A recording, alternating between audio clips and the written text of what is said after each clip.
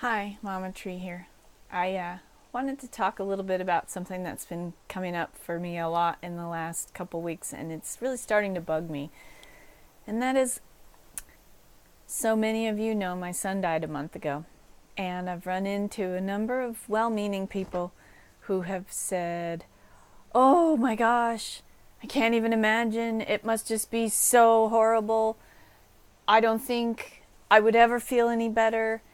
It's, just gloom and doom and horror and death and destruction and all of this stuff." I mean, even the people who don't speak to me, and I see them in town, this cloud passes behind their eyes and over their head, and I can feel them just pouring out this grief that they have in sympathy for our family.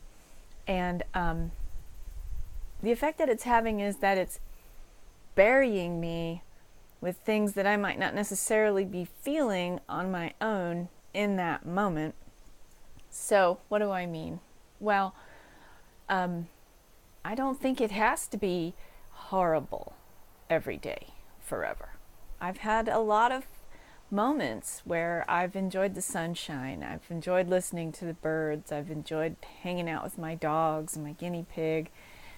Enjoyed playing games with the family, going to movies, laughing, reading books. There's still good stuff happening, and it doesn't have to be all horrible.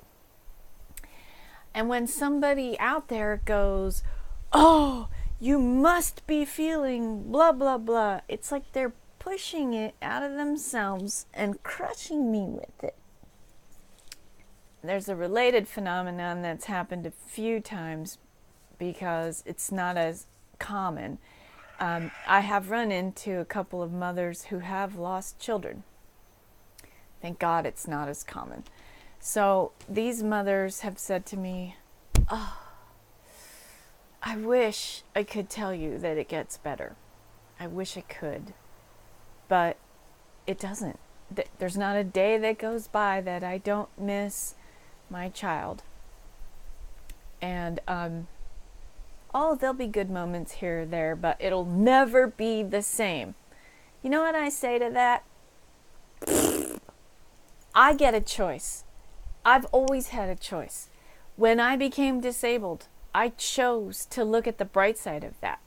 When I was raped twice, I chose to find the lessons in that and find ways to forgive these men. Not that what they did was forgivable, but that my soul needed to forgive and release the hatred. When life deals us crap, we have to find a way through it.